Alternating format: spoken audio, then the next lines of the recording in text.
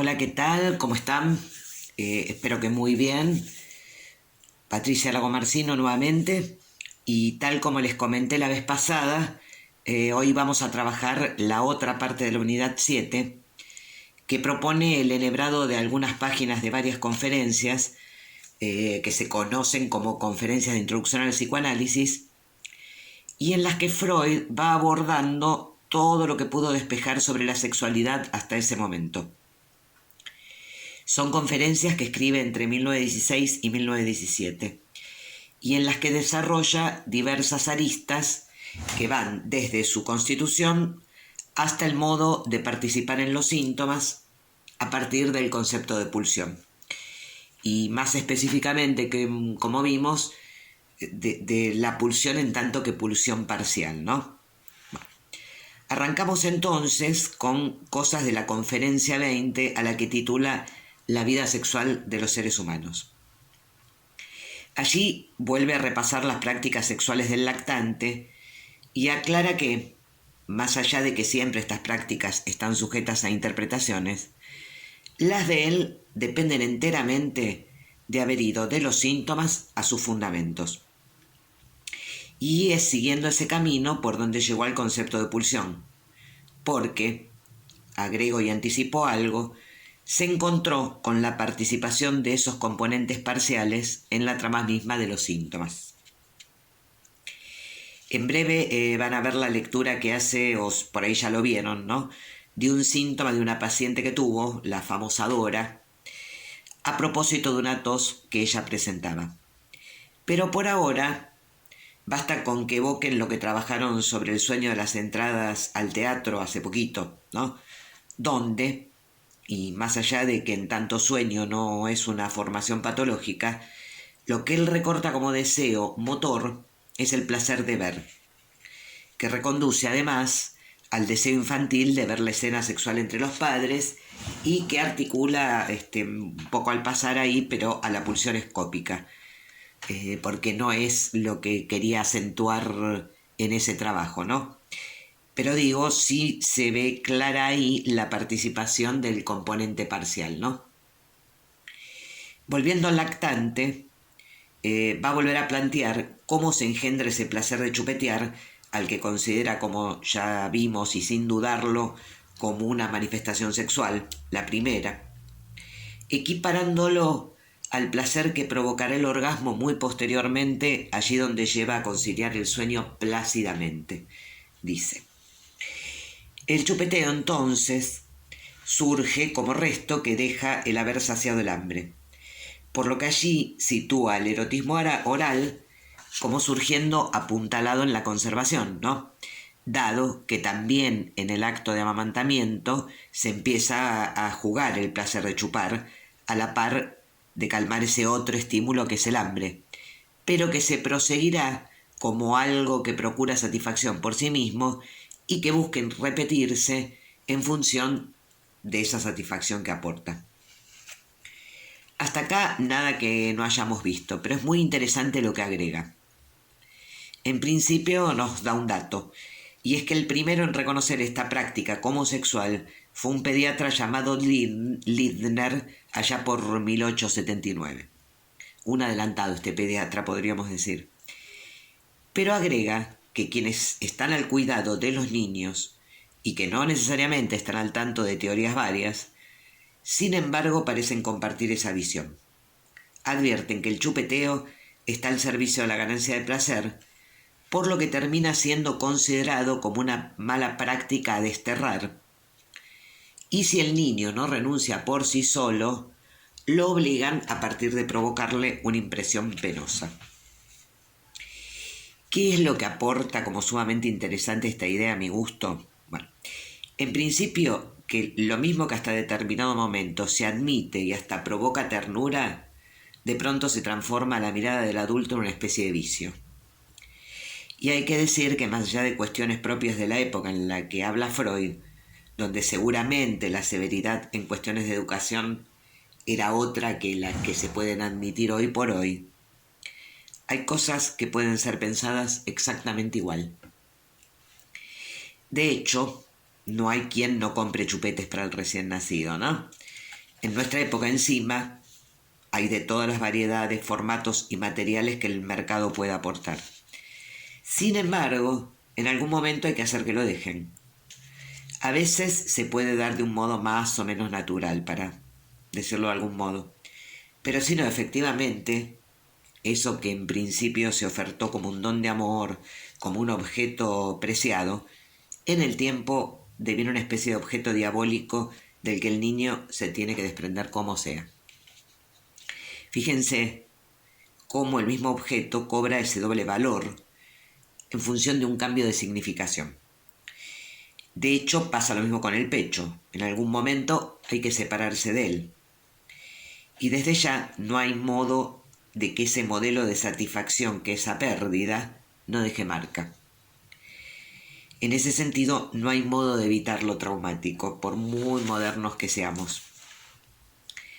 Así es que Freud propone al mamar del pecho materno como el punto de partida de toda la vida sexual. Y fíjense cómo lo dice, ¿no? Dice, es el modelo inalcanzado de toda satisfacción posterior. Es decir, propone que en toda satisfacción buscada en la vida adulta hay lo que va a estar marcado por lo que no se puede alcanzar. El hecho más importante en el origen de la vida cobra a su vez un valor relevante para todo hallazgo de objeto posterior. Y en todo caso, agrega ahí mismo, ¿no? Será en la fantasía donde se buscará el relevo de alguna satisfacción perdida o sobrevalorada retroactivamente, también podemos decir, como ya van a ver más específicamente en otro momento. Se trata también de que el pecho es algo que se da mucho más que para alimentar, también desde la madre, ¿no? Es don de amor en su esencia, pero también tiene fecha de vencimiento. Esto es que pasado determinado límite que cada quien establece en un tiempo u otro, según las épocas y las modas también, por supuesto, ya hay cosas que aparecen como discordante para el otro y en el otro, con los efectos que eso produce. Les voy a dar un ejemplo para que se entienda mejor. Vieron que con todo esto de la pandemia llegan infinidad de memes o videitos tratándole de poner algún humor a la cosa o hasta alguna ternura. Bueno, en medio de todo eso que llega, me llegaron algunos videos de bebés o de chiquititos divinos. En alguno, por ejemplo, se veía una pequeñita transformar a cualquier cosa que estuviera a su altura en un dispenser de alcohol en gel, ¿no? Así pasaba por diversos objetos, poniendo las manitos y haciendo de cuenta que se leía alcohol y después se las refregaba. Bueno, al respecto ya verán la función del juego en el niño. Pero me llegó otro titulado Hay veces que el vicio no se puede aguantar, donde se ve a una chiquita de unos 2 años sentadita en un cordón de vereda, vestidita divina, con un sombrero, unos lentes de sol que tiene a la altura de la frente, una carterita entre las manos y un barbijito puesto. De pronto se saca el barbijo, mete la mano en la cartera, saca un chupete y chupetea un rato. Lo vuelve a guardar medio segundo, lo saca de vuelta, chupetea un rato más. Lo guarda y se vuelve a colocar el barbijito. Bueno, una belleza total. Morfable, para seguir con una metáfora oral que se suele usar mucho casualmente a propósito de los pequeñitos, ¿no? Bueno, ¿qué pasaría si en lugar de una chiquita de 2 años, en el video aparece una nena de 9 o 10 años haciendo lo mismo y sin que el video intente ser una joda? Sin duda impactaría un poco, ¿no? Y ni que hablar de lo que nos provocaría si lo que hubiera en el video fuera una mujer grande que saca una petaca de alcohol de una cartera y tampoco fuera una joda. Seguramente pensaríamos que responde a una campaña contra el alcoholismo. Bueno, 3 escenas ligadas al oral. Sin embargo, ¿no? Lo que en la primera produce ternura, en la segunda empieza a producir rechazo o inquietud. y en la tercera por ahí espanto y pena, no sé. Pero, ¿qué pasa en la segunda sobre todo, no? Hay algo que ya está fuera de lugar y de tiempo, que da a ver algo que perturba. Cambió la significación, aunque no pensemos ni siquiera en que es sexual, como sí pasaría si la viéramos tocándose el genital o besándose con un espejo. Esto es que, como les decía antes, lo sexual no perturba a condición de que no nos enteremos que se trata de eso, ¿no? Como en la chiquita de 2 años. Entonces, en ese camino de lo a reprimir, en lo que va aconteciendo en el desarrollo del niño, también está lo que desde el otro de los primeros cuidados se presenta como discordante y aunque no arme un escándalo ni sancione severamente, el niño capta de todos modos. Por lo que la reprimir se va armando en ese interjuego con el otro inevitablemente, ¿no? Porque al otro también llega un momento que algo se le arma como discordante. Piensen en todos los antes y después que hay en ese desarrollo, ¿no? Hasta un determinado momento uno baña a sus hijitos, todo contento, la bañera es una especie de lugar de juego lleno de juguetes, etcétera, hasta que a partir de un momento, o de golpe a partir de un momento, bueno, o el niño dice que ya no quiere que uno entre más al baño, o uno le empieza a enseñar, bueno, cómo hay que bañarse solo, ¿sí? Pero algo pasa ahí, entre ambos, ¿no? La cuestión que me parece que vale la pena aclarar en este punto, es que nos pasamos hablando de pecho y de madre, porque en la época de Freud ese era el paradigma del otro de auxilio ajeno, ¿no? Cuando ahora hay otro tipo de cuestiones en juego. De hecho, hay hombres que tienen hijos solos o parejas de hombres que vía vientre subrogado tienen hijos. Y en este sentido lo que importa remarcar es que por algo Freud lo llama otro de los primeros cuidados u otro del auxilio ajeno, si bien habla de la madre abundantemente, ¿no? Como decía, bueno, era como el paradigma de quien criaba al niño en esa época. Pero de hecho no era poco frecuente que en su época una madre muriera en el parto, por ejemplo. Se trata, en todo caso, de una función y en este sentido la puede ocupar cualquiera que soporte la función desde ya, ¿no? Y en otro momento también va a decir que no importa si pecho o mamadera, se trata de lo que ese objeto introduce, tanto como que está destinado a ser perdido y los efectos que eso produce. Bueno, volviendo al tema, y en esta línea de lo que por un lado erotiza, pero que está destinado a perderse, o de lo que hay que separarse, Freud plantea que el chupeteo del pulgar ya supone una especie de independización del mundo exterior, ¿no? En la medida en que en ausencia del pecho encuentra un sustituto en el propio cuerpo. Por lo que fue a partir del modelo oral que pudo despejar dos de las características centrales de la sexualidad infantil. Una es que nace apuntalada y la otra es que es autoerótica. Características presentes en las otras pulsiones parciales también. En la conferencia 21, que titula Desarrollo libidinal y organizaciones sexuales, vamos a ver cómo entrama las pulsiones sexuales con el objeto de amor, introduciendo además otro registro, el del amor, que no deja de relacionarse con el campo del deseo y el de la pulsión, pero que implica otras articulaciones, otros bordes del armado de lo psíquico y en el armado de lo psíquico.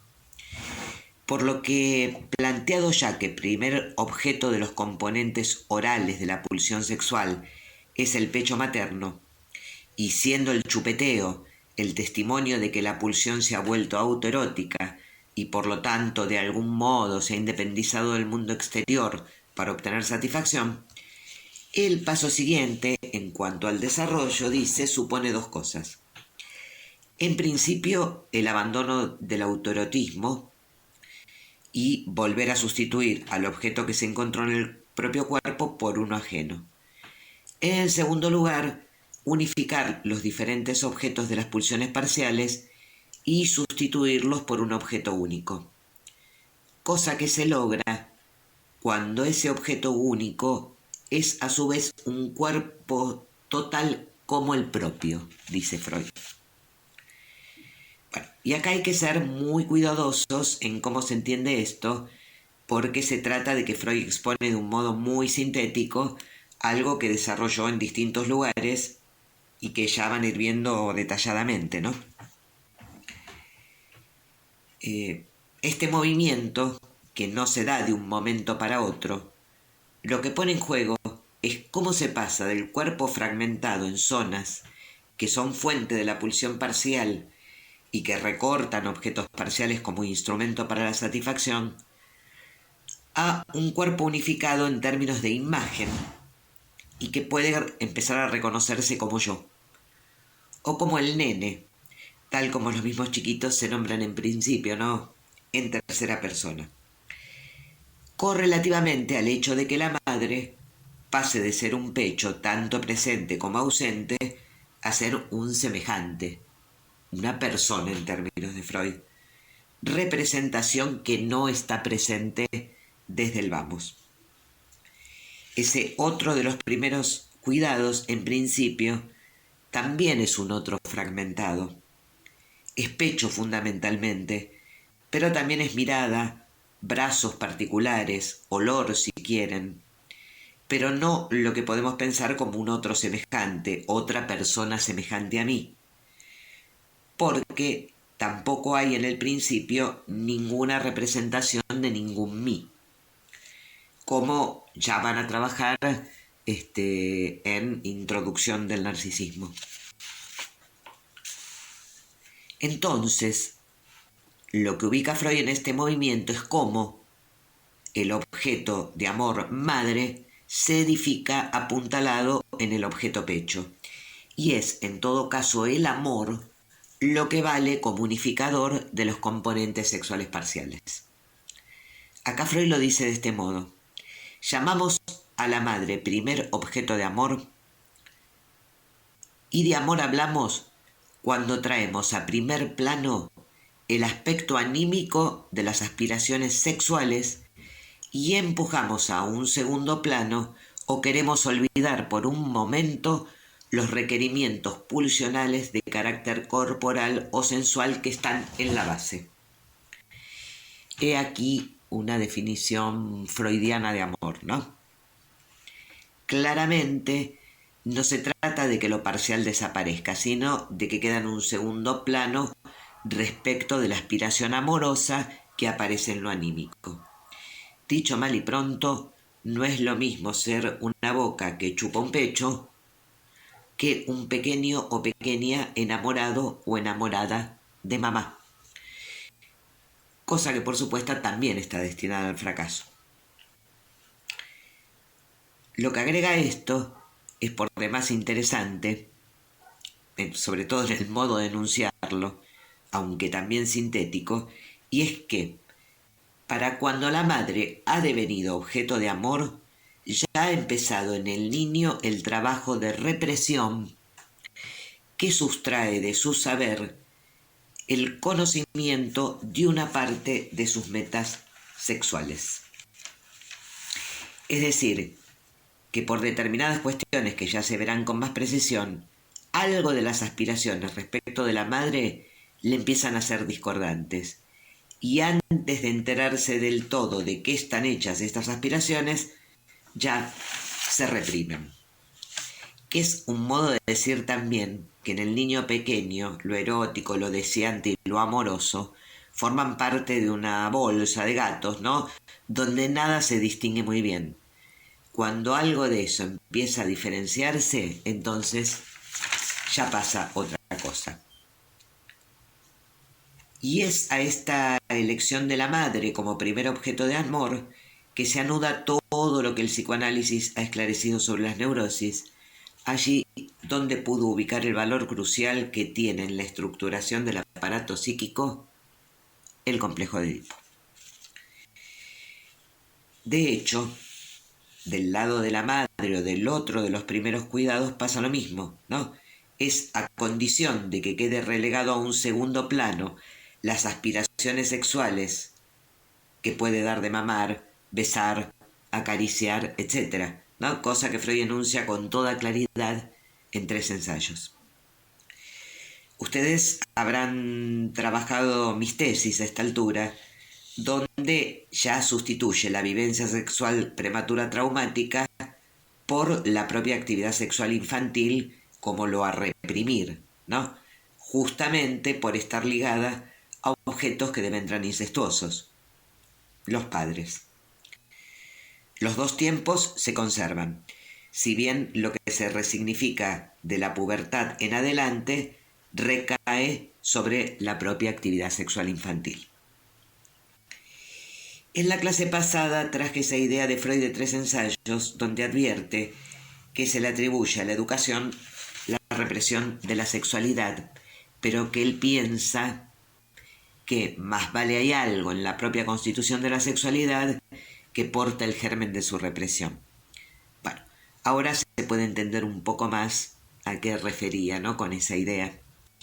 Y desde ya hay que decir que en función de lo formulado, parece que eso que llamamos educación y que puede ser considerado tanto un valor como una opresión que se podría evitar, más vale es algo que se teje, como ya dije antes, entre el niño y el otro como inevitable, ¿no? Porque se funda sobre lo discordante que la sexualidad porta. En la conferencia 22, que se llama Algunas perspectivas sobre el desarrollo y la regresión, se mete ya con que de este modo de constituirse la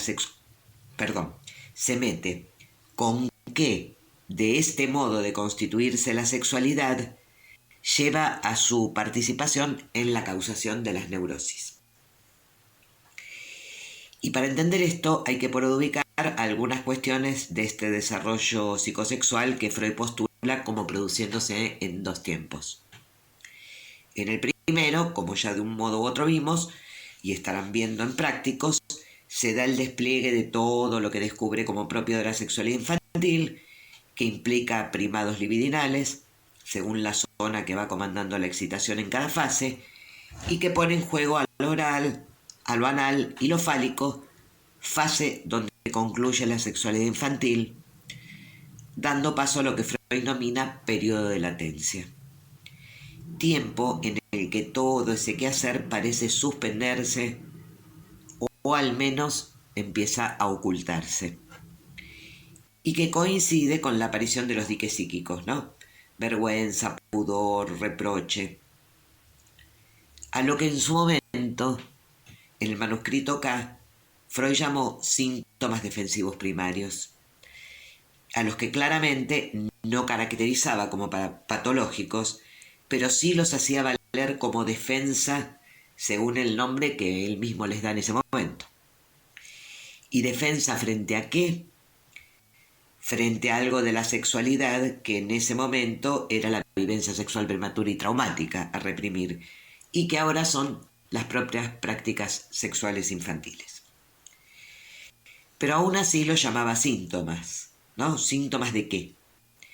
De que algo empezaba a ser discordante para el yo. Algo empezaba a provocar vergüenza, reproche, desconfianza, etc. Ahora valen como diques psíquicos, signos visibles de que empieza a constituirse la instancia moral. Y valen como diques en la medida en que operarán produciendo desvíos respecto del empuje pulsional, conduciendo a la pulsión por diversos destinos, para retomar algo de lo que expliqué muy sintéticamente sobre el final de la clase pasada. La represión y la sublimación son 2 de los destinos que nombran 3 ensayos de los 4 que proponen pulsiones y destinos de pulsión. Tras el periodo de latencia y todo el reordenamiento del aparato psíquico que este movimiento supone, se arriba al segundo tiempo que comienza en la pubertad, donde ya decanta la disposición sexuada de cada quien, lo que da lugar a la elección de objeto de amor. Elección que, como vimos, se produce no sin las marcas que dejaron las prácticas propias de la sexualidad infantil y los objetos a los que estuvieron ligadas. No hay modo de comprender algo de eso que llamamos sexualidad adulta, la que sea, sin ese primer tiempo sobre el cual se apoya y al que resignifica, aunque ni nos enteremos de eso. Dicho esto, volvemos a lo que tenemos que ver de la conferencia 22. Allí Freud advierte que un desarrollo así, que procede por oleadas separadas y sucesivas, de aspiraciones sexuales que además funcionan independientemente unas de otras y que van ingresando en nuevos ordenamientos en el tiempo, en cuanto a sus modos de aportar satisfacción, podría suceder, dice, que una de estas aspiraciones sufra una demora en una etapa anterior. A esto lo llama fijación. Pero también puede suceder que aunque hayan avanzado en su desarrollo, pueda revertir a etapas anteriores, allí donde algo de la satisfacción se vea impedida o insuficiente, si quieren. A esto lo llama regresión. Para pasar a decir que en rigor de verdad, fijación y regresión no pueden ser pensadas separadamente. Se trata más vale de que las fijaciones a objetos y prácticas que aportaron satisfacción en su momento funcionan como polo de atracción para la libido allí donde no la encuentra en nuevas organizaciones. Traducido esto a términos que puedan reconducirse a la propia experiencia, ustedes convendrán que el oral, para tomar una de las pulsiones como una de las fuentes del erotismo, no concluye con la lactancia o con el uso del chupete que puede proseguir más allá del destete. En todo caso, allí está su matriz, pero va encontrando otras manifestaciones a lo largo del desarrollo psicosexual, ¿no? Bien, la idea de Freud, lo que despeja en la clínica fundamentalmente, es que más allá de que el primado oral concluya en algún momento y después se verifiquen los primados de otras zonas y sus modos de aportar satisfacción, deja fijaciones, y en ese sentido hay lo que de cada aspiración parcial sigue su desarrollo, pero hay también lo que quedó ligado a su momento y empuja a ser renovado.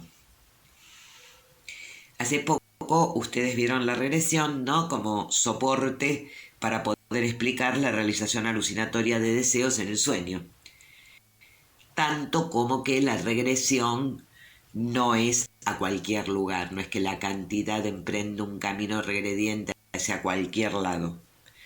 De hecho, Freud dice al respecto que la escena infantil que no puede renovarse tiene que contentarse con volver como sueño. Acá y en el campo de la pulsión, piensa a la regresión a puntos de fijación, como aquello que termina retornando en los síntomas y sin necesidad de estar dormidos. Y tan veladamente, en el sentido de poco reconocible como satisfacción sexual, como el deseo que se realiza finalmente en los sueños de los adultos, ¿no? Bueno, así es que en la conferencia 23, titulada Los caminos de formación de síntoma, que implica los caminos que la libido toma para encontrar una satisfacción que la realidad le niega, por lo que fuere, Freud se pregunta, ¿dónde encuentra la libido las fijaciones que hacen falta para quebrantar las represiones? Y responde, en las prácticas y vivencias de la sexualidad infantil, en los afanes parciales resignados de la niñez. Hacia ellos, por tanto, revierte la libido. Bien, ¿qué es esto de quebrantar las represiones? que la represión ya ha operado sobre las prácticas y objetos de la infancia, que retroactivamente, como ya dije, han devenido incestuosos y han caído bajo la amnesia infantil, tal como él lo trabaja en 3 ensayos. La cuestión es, que hayan sido reprimidas, ¿alcanza para su desalojo definitivo? No. Ya vimos desde el principio que lo reprimido empuja para su retorno y que exige en todo caso nuevas represiones. Por lo que quebrantar las represiones implica que la libido en ese camino regrediente para reanimar supuestas satisfacciones infantiles, las reanima y terminan reapareciendo tanto en síntomas como en otras formaciones del inconsciente. La fantasía, desde ya, es ubicada por Freud como el lugar en el que recala la libido, dado que es allí donde se fueron a rearticular restos de esa actividad sexual infantil, ¿no? Esto igual ya lo van a trabajar con mucha más precisión cuando trabajen en seminarios esta conferencia, la 23.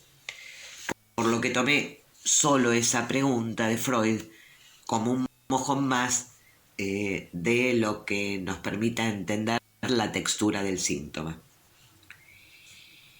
Hay una idea de más allá del que él propone, más allá del principio del placer, texto de 1920, que también ya van a trabajar en su oportunidad, y donde produce un giro por demás importante respecto del dualismo pulsional, pero del que tenemos que ver algo en este enhebrado de conferencias y que sirve como algo así como una rúbrica en parte para todo lo que venimos de decir, ¿no?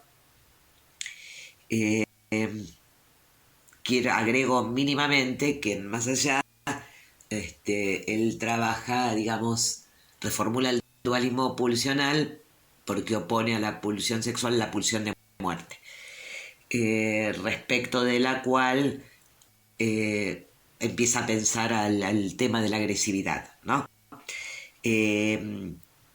Esto es muy sintético, lo único que quiero decir es que en esto que la frase que voy a tomar y que tenemos que ver,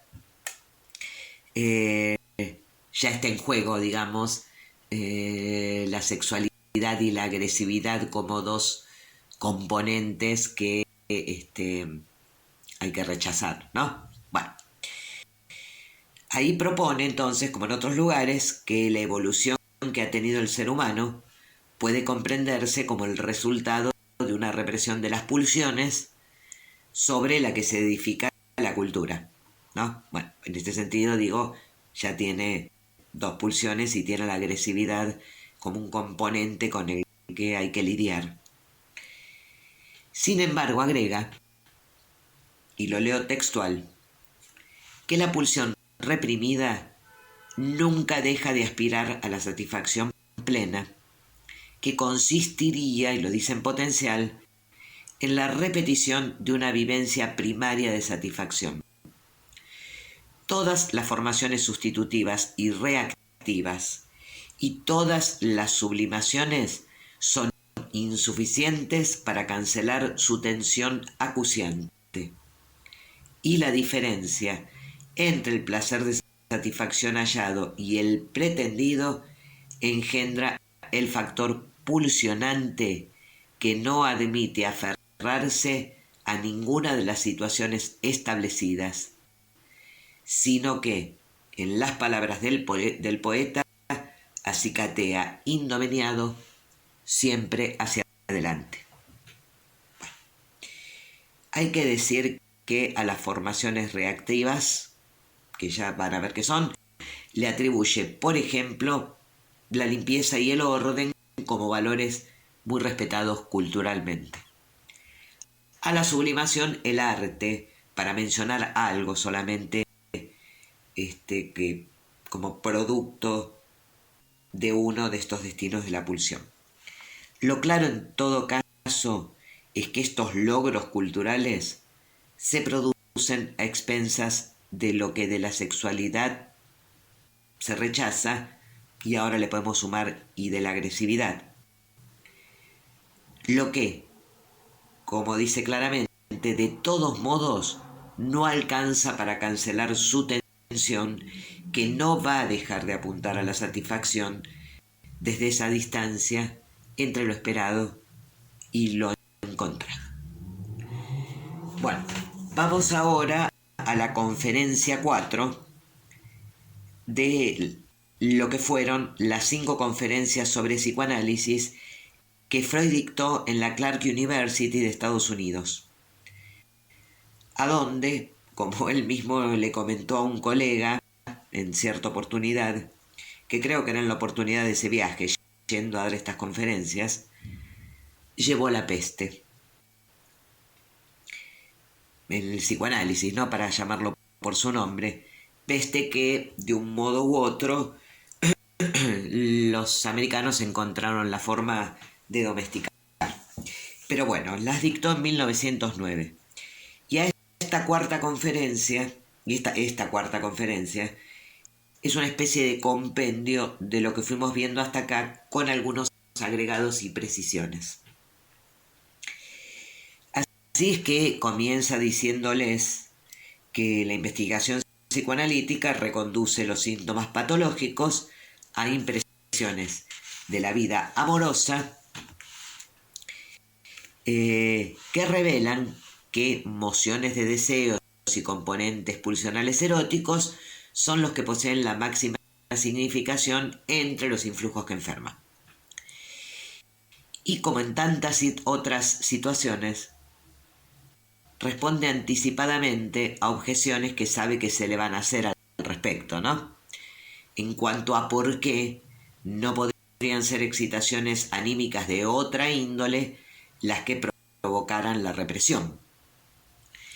Y lo que Freud dice, tal como en su momento lo hizo con el deseo como único motor del sueño, es que no sabe por qué. Y un poco más, que él no tendría el menor reparo a que pudiera ser de otro modo, solo que la experiencia le mostró otra cosa. Posición ética si las hay, ¿no?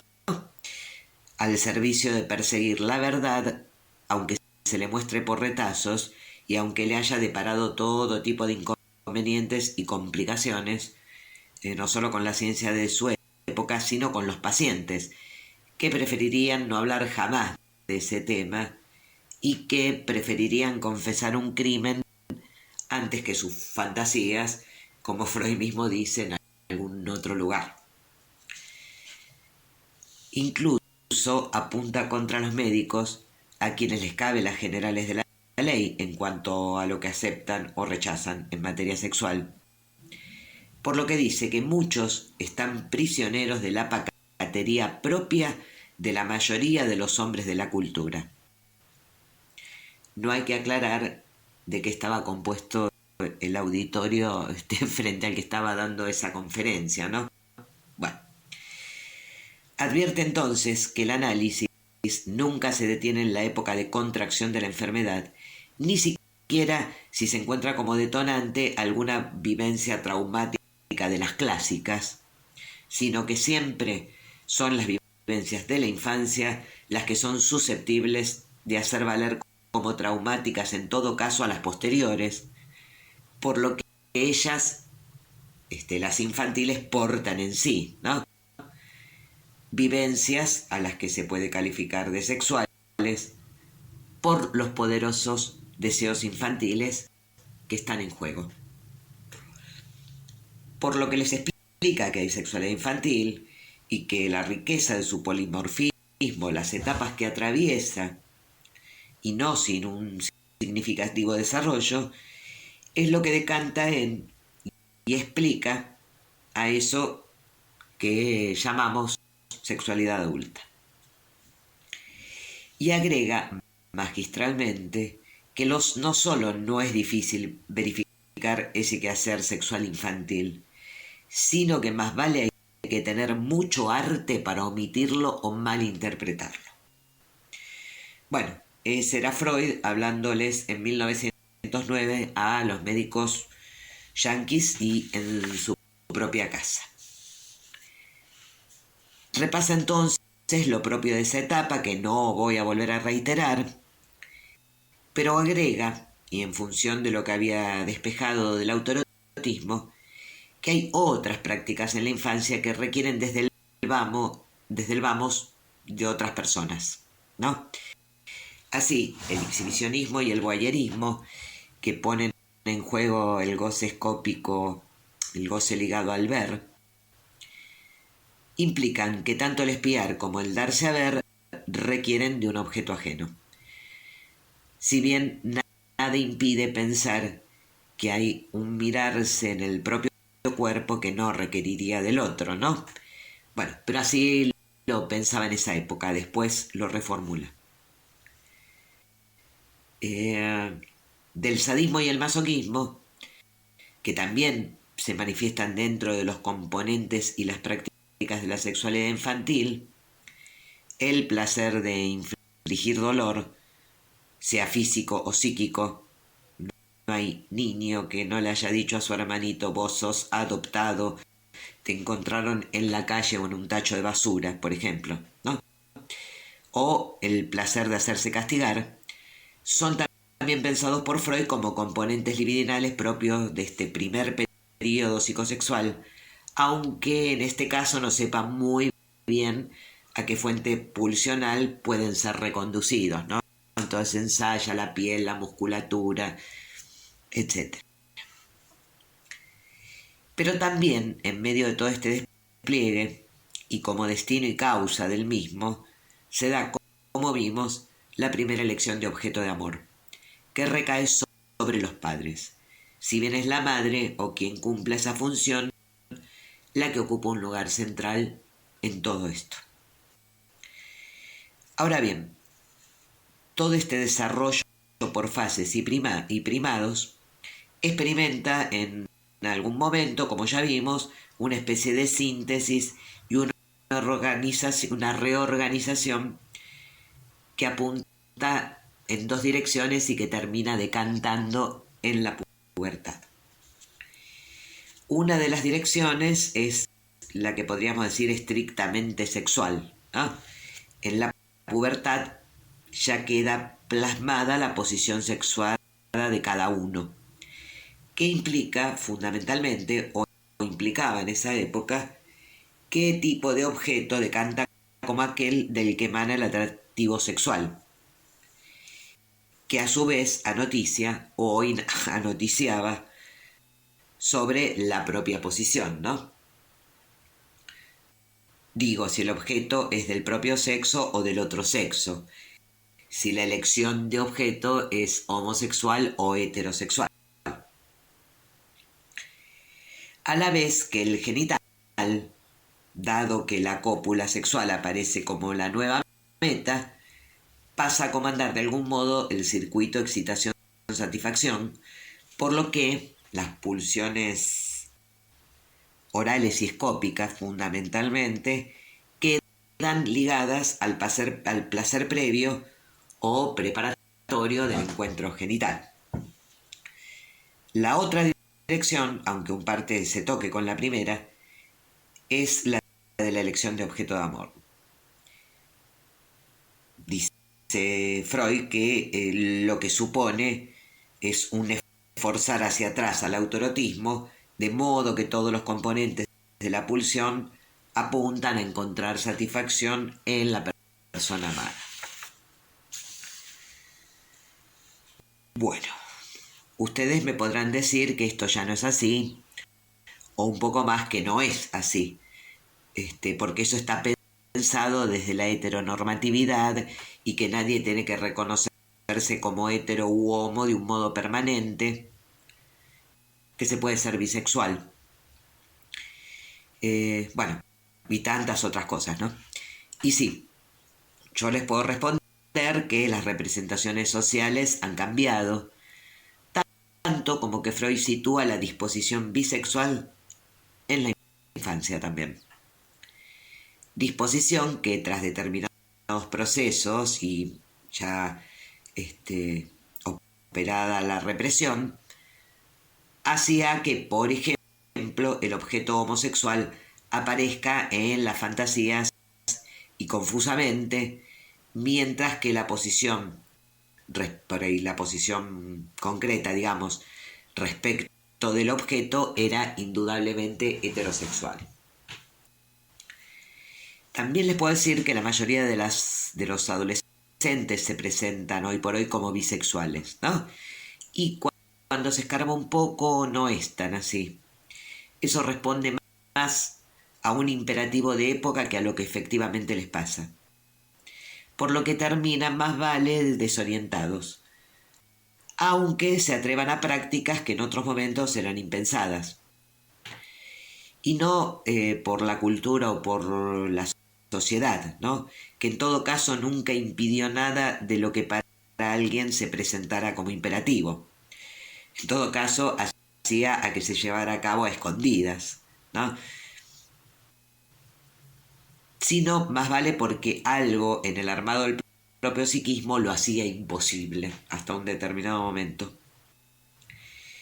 Pero en todo caso, lo que me interesa acentuar, más allá del debate que podríamos dar al respecto, y muy interesante, por cierto, pero que no es el espacio para darlo, es que los conceptos freudianos siguen teniendo absoluta vigencia para pensar lo que pasaba en su momento y lo que pasa ahora.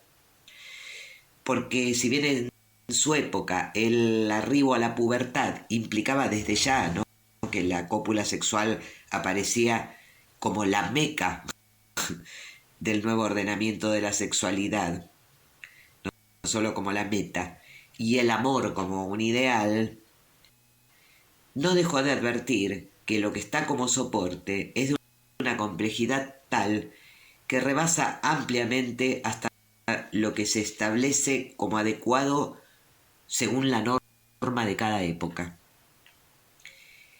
Desde ya, hoy se habla de bisexualidad como si Freud nunca hubiera dicho nada al respecto, y no deja de ser llamativo esto, ¿no? Por lo menos para mí. Pero lo cierto es que toda representación que atraviesa una época, y por más que parezca que es la que finalmente nos libera de todas las cadenas, no deja de operar también como un imperativo moral, ¿no? En este sentido decía que el ser bisexual, más que como una liberación respecto de lo que podría haber sido una opresión en cuanto a la elección sexual de objeto, según la época, más vale aparece casi como un imperativo de época que no pueden desoír, no se pueden presentar como heterosexuales o como homosexuales porque les parece que eso está mal, ¿no? Bueno, espero que se entienda. Bien, volviendo a la letra de Freud, lo cierto es que previo a este momento donde sobreviene la marea de la necesidad sexual, se presente como se presente en cada época, porque lo cierto es que en todas, llegada a la pubertad, se acabó el de jugando, ¿no? Ya se produjo la represión de ciertas pulsiones por la aparición de ciertos poderes anímicos como la vergüenza, el asco, la moral. Por lo que, llegada a la pubertad, operan como diques que impiden el discurrir por caminos normales, muy entre comillas, todas normales, a esas aspiraciones sometidas al proceso represivo. Propone entonces que todo este desarrollo conlleva los gérmenes de la predisposición a la patología. Como les decía antes, es algo de la propia constitución de la sexualidad la que porta el germen de su represión y que termina redundando en eso que llamamos logros culturales. Será entonces vía regresión a puntos de fijación que dejaron vivencias infantiles que devinieron prohibidas que se producirán los síntomas como satisfacciones sustitutivas. En todo caso, lo que Freud quiere dejar en claro es que este desarrollo no es llano, ni conduce a ninguna normalidad asegurada ni conveniente, y ni siquiera la represión con su modo de operar garantiza nada. Por ejemplo, el exhibicionismo, pensado como perversión, el goce de dar a ver el pene erecto donde no se lo espera y a cualquiera por la calle, ¿no? Por ejemplo, goce ligado al escópico que sustituye en lo que aporta a la relación sexual con otro, donde el darse a ver sería parte de una escena que va mucho más allá de eso, ¿no? Y esto no quiere decir que un exhibicionista no tenga además relaciones sexuales o incluso un objeto de amor por ahí, sino que hay una compulsión a esa mostración que proporciona un goce que aparece como insustituible y del que no se puede sustraer, aunque ni siquiera puede explicar por qué. Así es que Freud propone a la neurosis como el negativo de la perversión, ¿no? Se trata de que un perverso lleva al acto, o lo que un perverso lleva al acto, un neurótico lo teje en su fantasía inconsciente, por lo que de un modo velado llegan retazos a los sueños o a los ensueños diurnos y desde ya a los síntomas.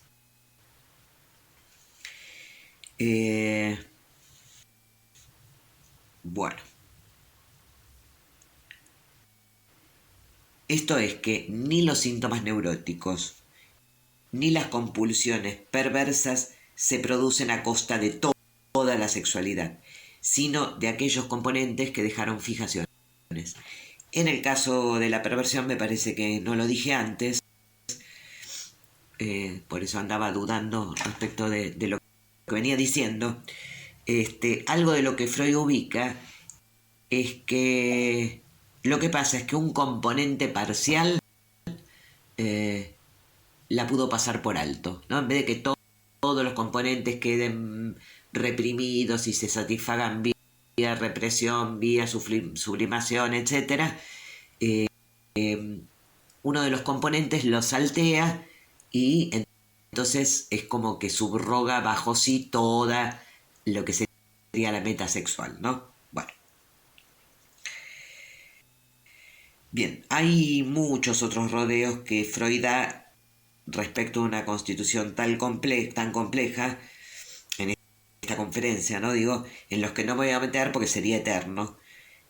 Pero sí me interesa ubicar que después de darlos, Freud le dice a su auditorio, quizás ustedes objeten, pero no todo esto es sexualidad.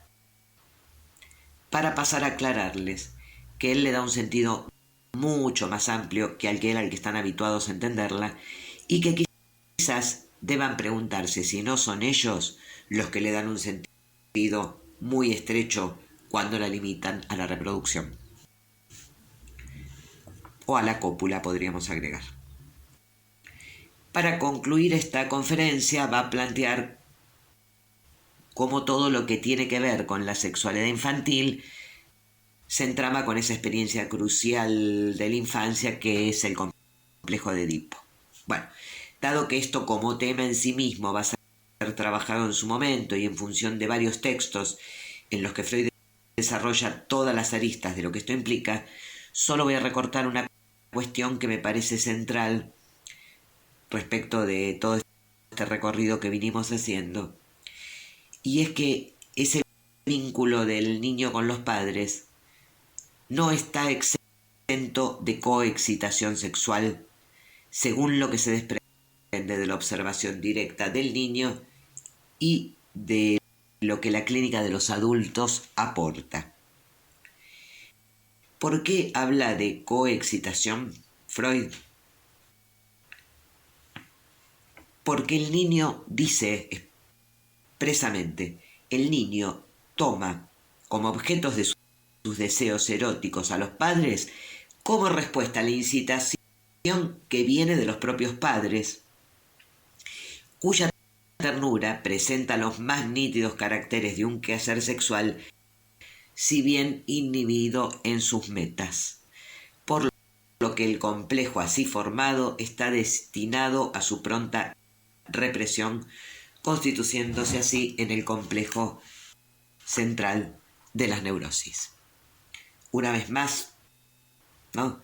La idea es que eso que se teje en ese entre, así como la vez pasada hablaba del entre el cuerpo y lo psíquico, ¿no? De la definición de pulsión en este caso es entre el viviente y el otro, ¿no? Todo lo que se teje en ese entre tiene un destino inexorable por ambos lados y es la represión. Bueno, hasta acá llegamos y como siempre seguimos por el foro para cualquier duda que tengan. Bueno, será hasta la próxima clase que me toque compartir con ustedes y les mando un abrazo grande.